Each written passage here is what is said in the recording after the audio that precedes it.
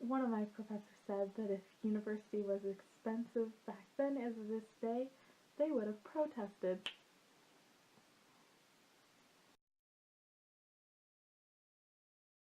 Welcome to another edition of Tea Time with Coco. Today I'm going to do things a little different. I'm going to talk about tuition in the United States, 5 reasons, or the top 5 reasons it's free in many countries in Europe, and why it is so effing expensive in America.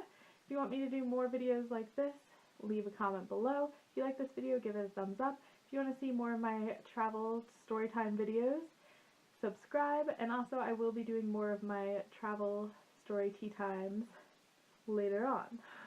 So let's just delve right into it. Reason number 1. So in Europe they have entrance requirements. So in the United States, basically there aren't a lot of entrance requirements. They may have students they prefer to get in, like they might say, oh, our average student has like a 3.0 and this score on the SATs. In Europe, you have to have at least a 3.0 to even apply, to even be considered. So you can't apply if you don't have above that. But saying that, they do have some measures in place for those people who will never meet the requirements to go to university. So you have 3 options in high school. Option number 1 is that you just leave at 16. Essentially, you have graduated at 16 with a 2-year high school degree, and you go on your merry way. Option number 2 is you also leave at 16, but you decide you want some sort of technical training. For example, maybe you want to be a mechanic. Then you ask for that additional training so that you can become a mechanic. And option number 3, of course, is you go all 4 years to high school to hopefully earn at least a 3.0 and to be able to apply to university and have the opportunity to attend a university of your choice. And with this entrance requirement, of course, that means there are fewer students going to university, or a lower percentage of students going to university as compared to the United States. So then that means more government dollars per student. For example, if you have 10,000 students at your university, a lot of governments actually subsidize your tuition if you're in state by paying for half of it. So if you're paying $10,000 a year, the government is also paying $10,000 a year. However, if you were to cut that number of students in half, all your tuition would be paid for.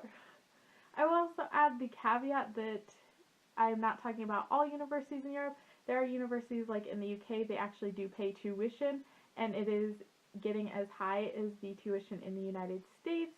Like, shit got real when they increased the tuition within the past decade. Like, windows were broken of various buildings, much like DC. People were having protests. I think they were setting shit on fire. So it got real when they increased tuition over there. Over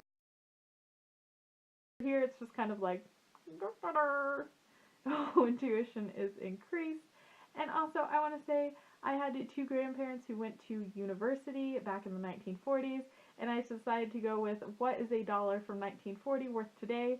It's worth just under $17, about 11 cents short of $17. And the one that went to public university paid $30 a year. The one that went to private university paid $300 a year. So if you attend a public university, $30 times $17 would be $510 a year. So that basically is the expense it should be now for students in America, but it isn't. So that was kind of related to the first requirement. Reason number 2, all the effing extras. So in Europe, they do not have all these freaking extras like the Greek system, other groups like student union groups or student senates, and every semester all of those groups get thousands of dollars from your tuition. And so let's say they get $3,000 a semester, and there's, I don't know, 100 of those groups. That means $300,000 going to groups every semester.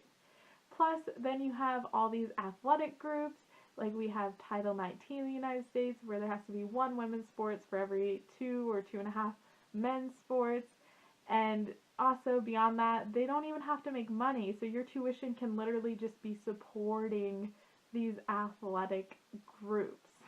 And they don't have that in Europe. If they have it in Europe at the university, it is self-sufficient, which is something I strongly believe in, is it should be self-sufficient. And if you belong to a group, you should just be paying for that group. So that if it's an exclusive group, if you have to meet some requirement, then my tuition, everyone else's tuition shouldn't be going to it if I don't even have a chance to be part of it. Now I know everyone won't agree with me, but basically that's how it is in Europe.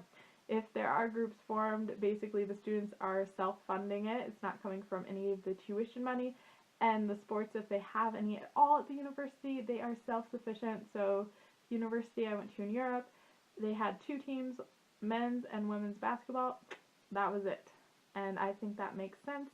And then also they don't have all these events that go on, like I think at every university in the United States they have like orientation week where there's a bunch of like free stuff that's really from your tuition to go through all these events, and like water bottles, backpacks, whatever they give away and things like that. They don't have that in Europe. I think there was only one event while I was there, and it was a Christmas party that maybe cost, I don't know, at most €100. So that's not like a huge expenditure compared to the massive amount of money that goes into the events at universities in the United States.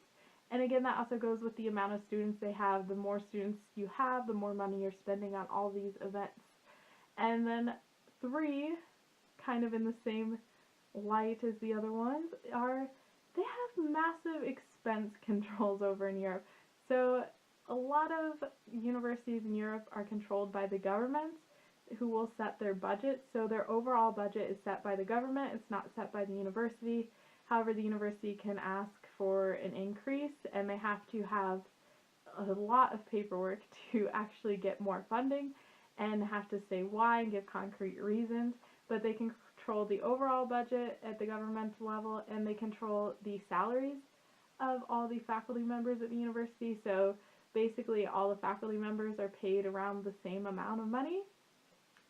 However, like in America, you will see varying levels of salaries for professors based on like their field of study or whatnot, or like how valuable they are based on how much money they could make not working at a university. Theoretically, there are some professors in the United States who make so much money, like it blows my mind. Like they could just and throw it in a vault and roll around in it like Daddy Warbucks or something.